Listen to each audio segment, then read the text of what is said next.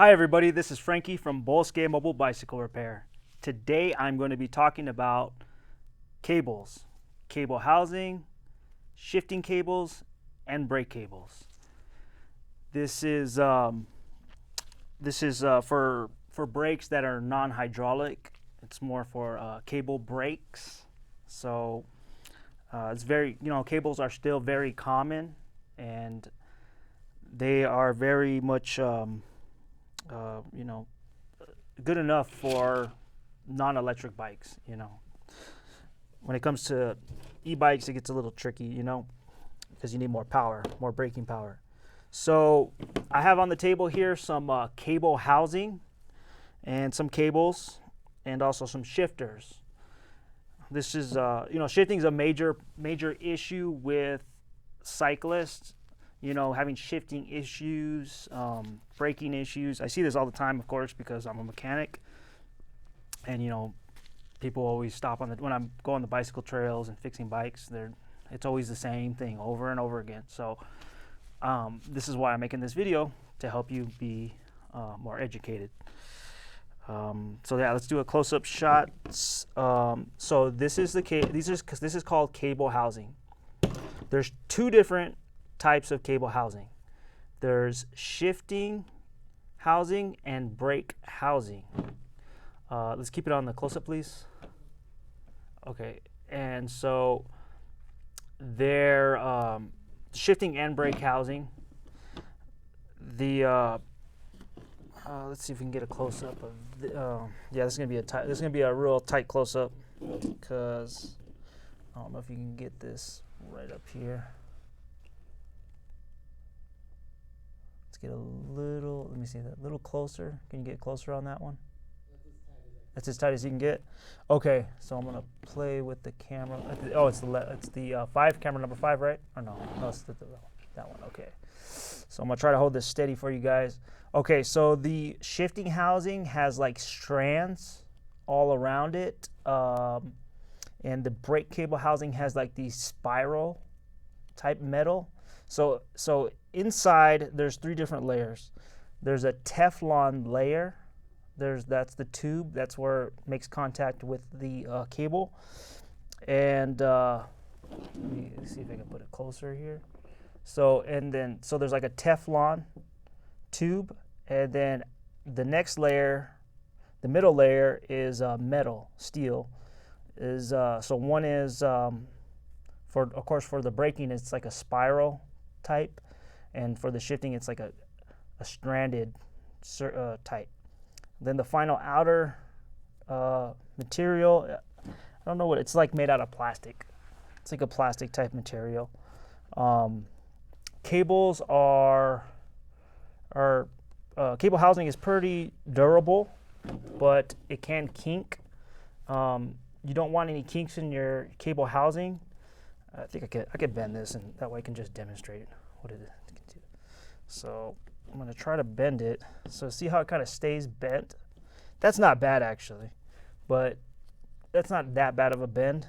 But if it kinks like really, but still, the cable's not going to run as smoothly through the cable housing, if it's bent like this, Anyways, so that's a little okay, and then that's a little thing. So this is called a ferrule. See how on this end right here? See if I can focus on that. Let's try to focus. So on this hand right here, there's no ferrule on the end of the cable, on the cable housing. On this end, there's a ferrule right here. So this is no ferrule. You need to have a ferrule on the end of your cable housing, unless the part where it engages with the shifter, its diameter is just round enough for the cable housing. Because sometimes if you put a ferrule on, it can't fit into the input of the brake caliper, or shifters. Yes. Okay, so like I'm gonna show you with this. I got a shifter with no. Here we go. Got the Shimano shifter right here. So this Shimano shifter right here has, this is the barrel adjuster. That's the part where the cable housing engages or goes into the shifter. So this requires that you have a ferrule on the end of the cable housing right here. So it sits in there very snug. There's no play. If you put a cable housing and cable in there without a ferrule, it's going to bend the cable housing and kink it up, and your shifting's not going to be working properly, and your brakes are not going to be working as efficiently. So as you can see, I'm going to put the end with the without the cable the cable ferrule. So there's a lot of play, go back and forth play from the inside the barrel adjuster. So this is your barrel adjuster right here. You don't want this loosened more than 2 rotations counterclockwise. That's a little tip for you right there. Whenever you're threading a cable through a shifter, you always want to be in the highest gear. So always go to the highest gear when you're going to thread a cable through the shifter. So yeah, that's just a little tip right there. Okay, let me show you some ferrules, some cable ends. Yeah, so these are ferrules right here. This is the brand Unix. I like to use plastic ferrules because they don't corrode. They do kind of degrade because of ultraviolet, the sun, ultraviolet radiation. The sun, kind of deteriorates them. But they're inexpensive and they work. So, this is a little bottle full of them right here. These are ferrules. And yeah, pretty good. Yeah, just you have to make sure you get the correct diameter for the brake housing. Some brands are a little slightly different, like I don't know, I think 5 millimeters or something like that. This one's that's a tricky part though. I ain't gonna lie, it's just very tricky part. If you have a veneer caliper, you can measure the diameter of the cable housing, but I would contact the retailer or manufacturer if you're going to buy these online, before you buy these online. Trust me, because I bought a whole bottle full of these and they were the wrong size for my housing, and so that was money down the drain. All right, let's talk a little bit about cables now. I just had that cable. Okay, so yeah, so this is a brake cable right here. This is a brake cable. Now, the cool thing about this brand, I think it's Unix as well. Unix, got that in the shot. Yep. Okay, so the cool thing about this cable right here, this is a brake cable, and these are called your cable. These are like your little stoppers right here. So this one is for a road bicycle. This isn't a really good example. I think this is kind of like a special one. This is, let me see, I got another one. But anyways, this is for like a road. I'm pretty sure this will fit. It just looks a little not as common. It's a road. This is called a road end. So when this will go inside your shifter, or your brake lever. And this is for mountain bicycles or recreational bicycles. This is more common because most people ride, mountain bikes or recreation bicycles. This is just like a little barrel shape, cylindrical shape. So this is the road end.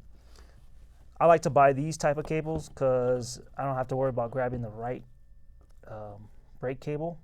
I can just cut off the end I don't need. So if I want to thread this into a mountain bike, I'll just cut off the road bike end. So this is this is the cable right there. Let me see if I can get another one just to show you guys. Let me see here. Yeah, I got a ton of cables,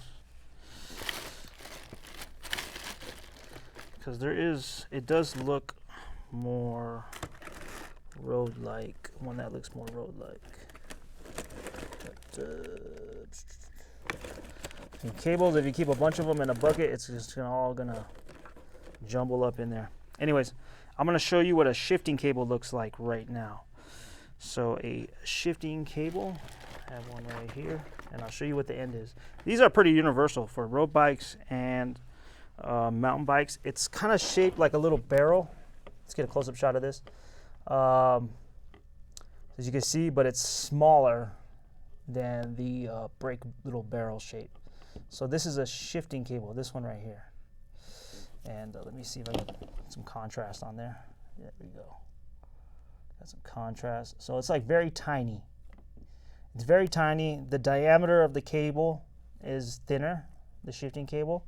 Of course, there's not a lot of tension, you know, two different forces on it, as like a brake cable.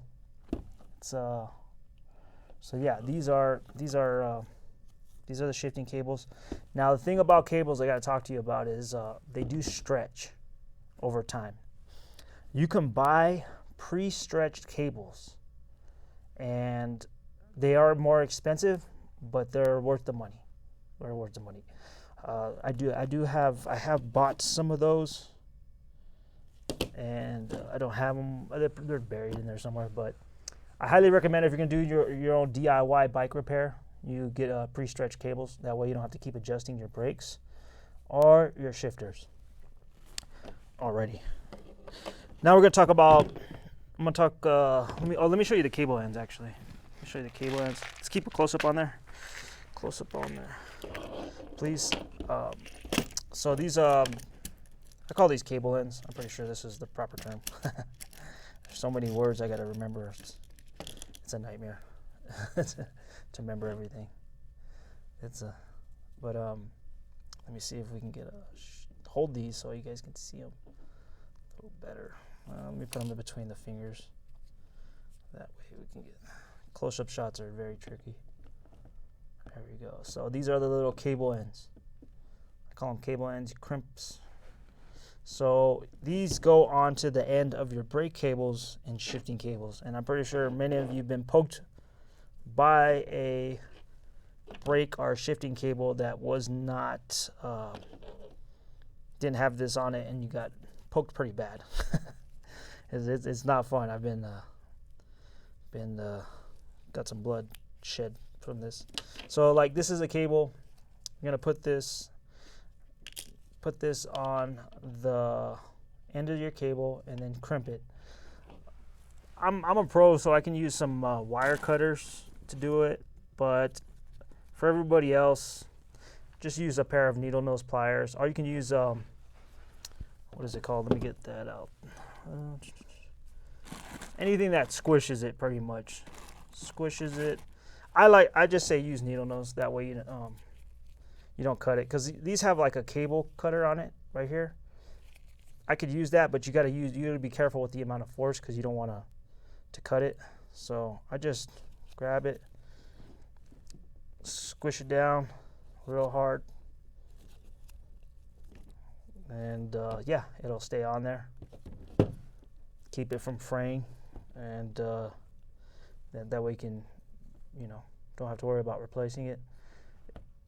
And sometimes you can re-tie it together, the cable, but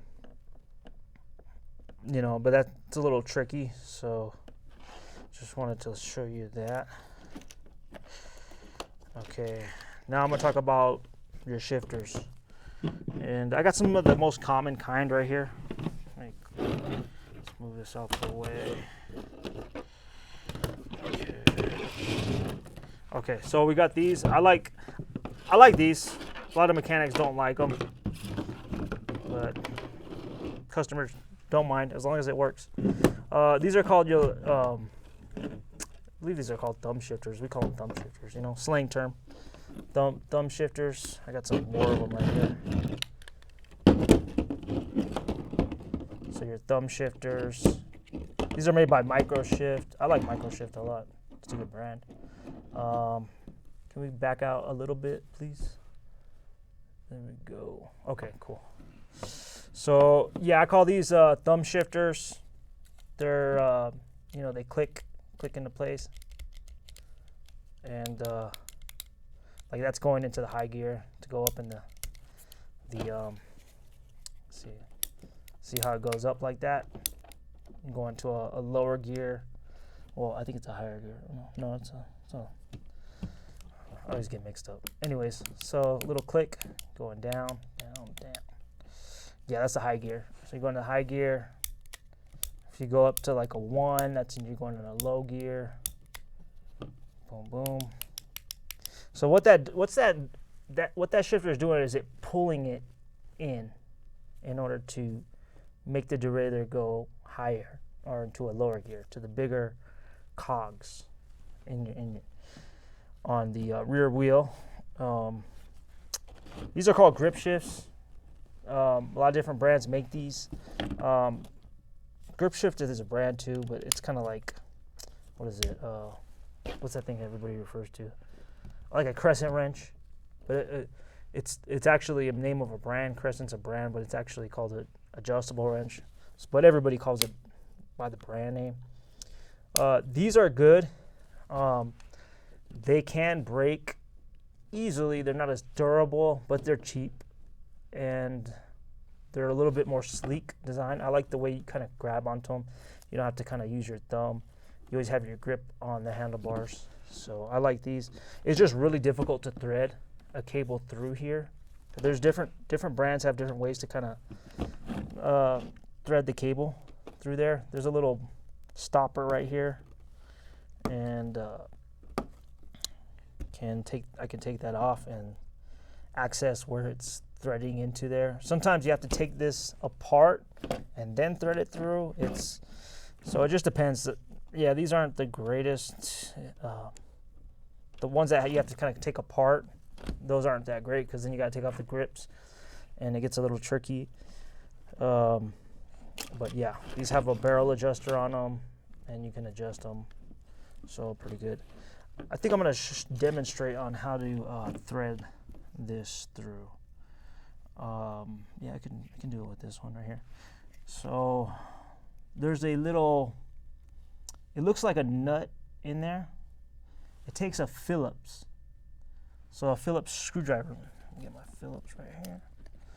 And so in order to thread this, you have to take off that little bolt right here. See that? And all of these, it's the same procedure, pretty much. I don't think I've ran into one that was a little different.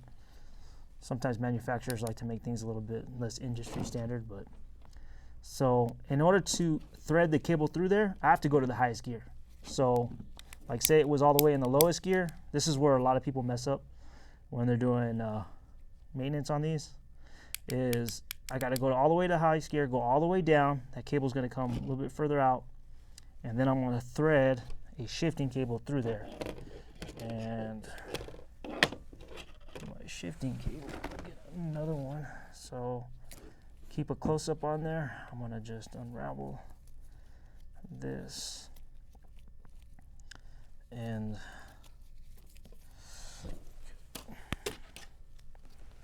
okay, so this is what I'm going to do.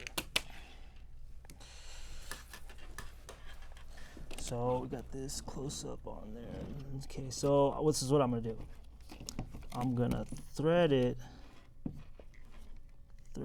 through there.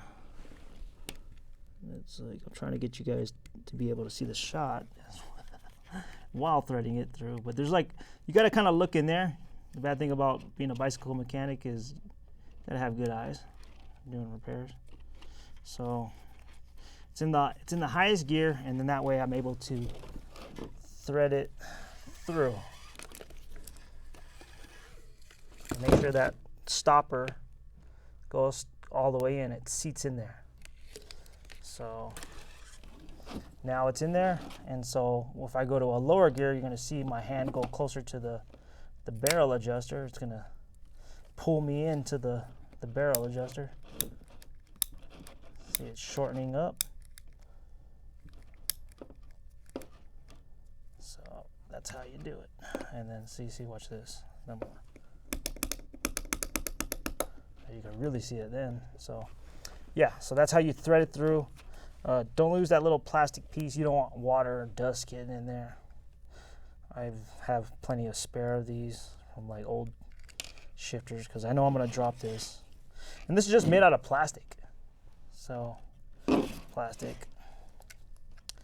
I'm gonna show you one more little trick on shifters, these type of shifters. And after I get done screwing this back in there. It doesn't take a lot of torque or force, so don't over tighten it, okay?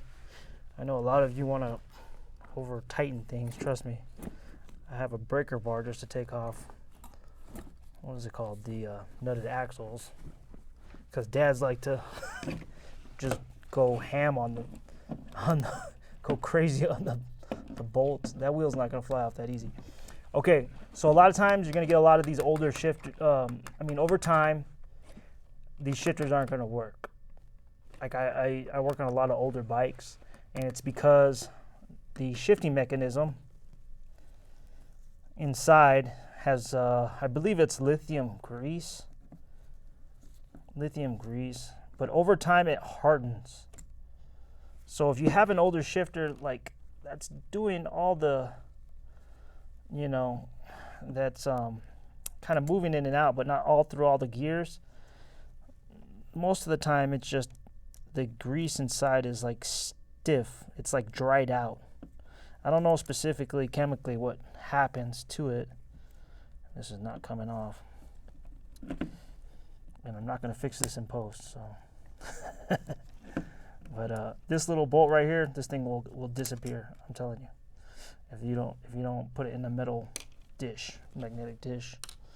So yeah, this came off. So a lot of times what I'll do is I'll spray brake clean in there, like automotive brake clean, and clean out the grease. Sometimes I'll spray some new lithium grease in there, but by that time the shifter is kind of like really old, so it's kind of like a little, it's a ratcheting mechanism, kind of like a little clock type thing. So you can see the action, the movement, and you'll open this up and you'll see it clicking, but it won't go all the way to the last one because there's like a little lever in there, little for the ratcheting mechanism. It's like you'll see the grease kind of like it's all gunked up. And I learned about that trick from Bike Man for You. He was like a really big YouTuber. He is still a big YouTuber, but I think he deleted his channel. Keep it up on the close-up shot. I'm just gonna get some brake clean. Where is it's in this one. So just move some around. What's over here, I think. Okay. So this is let's get the little upwards. This is brake clean, CRC brake clean. This is CRC brand. You can buy any other brand. You can buy, I don't know, generic Walmart brand. Whatever you want to buy. Brake cleaner. It just works. Maybe you can use some isopropyl alcohol. This is a pretty dangerous chemical. Wear some safety gear. Glasses. Don't put your face too close because it will splash in your face. So yeah, it's got a little nozzle there. So use the little nozzle when you put it in there. I always have a cut up inner tube. That way I don't lose it. Cut up the inner tube around the bottle, tie it, keep it in there. Okay. Do we still got audio? I accidentally hit my lav mic. Yep, oh, okay, audio is good. Okay, just worried about that when I bent over. Okay. Alrighty, let me see what else we got here. So yeah, these are like the most common shifters right here. A lot of times mechanics will recommend you lubricate the cables with just various things. Some people recommend grease. Some people recommend like oil, Tri-Flow. I've even used bicycle chain lubricant. Tri-Flow is a pretty common one. This is let me get another bottle because this one's all labels all messed up. This one's all messed. Some spilt on this one. No, chain lubricant, but Tri-Flow. I don't like using this for lubricating my chain. It can be used for that, but I don't really think it's a good chain lubricant. I like it for a lot of other things, but yeah. But some people say that the Teflon, you don't need to use lubricant on it, and I agree. your cables are going to run smoothly through it. The main thing you got to worry about is like kinks in your cable housing, or your cables. So just yeah, I would totally yeah, you don't need to lubricate them. You know what I mean? And sometimes these, oh yeah, good thing to talk to you about that. Talk about lubrication. Sometimes these are already coated with Teflon. It'll say, this one doesn't say it. This is stainless steel, slick inner. This is stainless steel. Some of these are made with stainless steel. Some of these are pre-coated with Teflon. I don't know if I got one. This one says low friction and elongation, provides effortless shifting performance. Yeah, compatible with all performance outer casing, lubricants, and end caps. Yeah, some of these have Teflon on them, but like you don't really need lubricant to put lubricant on them. I mean, maybe if you're in a very rainy, wet environment, you could do that. Not all of these cables are stainless steel. Some of them are the cheaper ones. Even some cheap ones are stainless steel. But if they start to corrode, it's not that good of a coating. They're not really stainless steel. Then I would definitely recommend some lubrication on your cables, because you don't want them corroding. But I know this one from the brand Alligator. That's a good brand, and these are very good cables. Very good cables. The thicker, of course, the more stronger they are, but make sure they fit in your cable housing in the inner sheathing, I guess they call it, inner sheathing. Let me see if I can find something else I can talk to you guys about.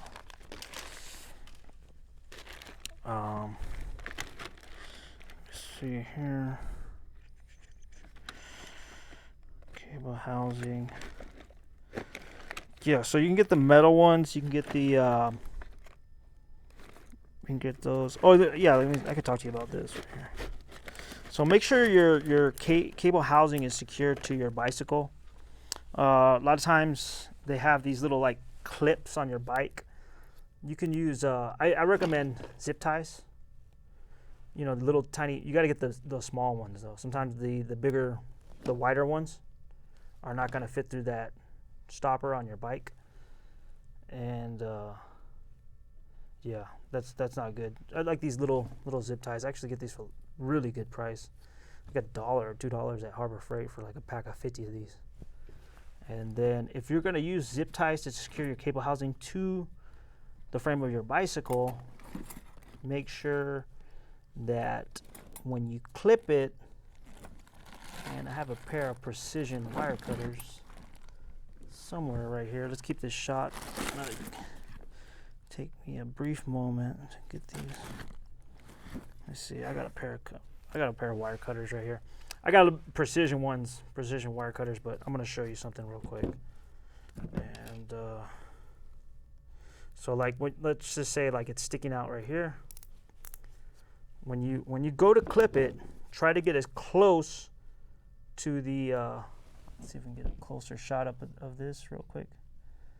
This is a little important. So when you're going to clip it, make sure you get close, because you don't want, let me see, I'll put that in contrast. So you see how it's sticking out a little bit right there? With the precision cutters, I can get closer, like flush. You don't want this sticking out, because when you cut it, it can be really sharp. This point, right, this part right here can be real sharp, and if you rub your leg on there or your hand, you're gonna cut yourself. So this plastic is very strong. Zip ties are very strong, you know. So I got some precision ones that are lost in my bag somewhere. But anyways, you get the gist of things. Sometimes you can get a box cutter and probably slide it, get flush, but be careful, of course, if you're using a box cutter. That might not be a good thing to recommend. Which, yeah, just use wire cutters. Huh? No box cutter. Yeah, no box cutter. Yeah, because you're gonna slip and cut yourself. Yeah, box cutters are. Trust me, I've cut myself with a box cutter plenty of times. Anyways, safety. All right, let's switch to the main, please. Anyways, thank you for watching my video. I appreciate it. Check out my website. I got the link to the link in the description. I'm on 15 different social media platforms, so I got over 150 videos. Check them out. Learn something and ride safe. Thank you, everybody. Have a great day.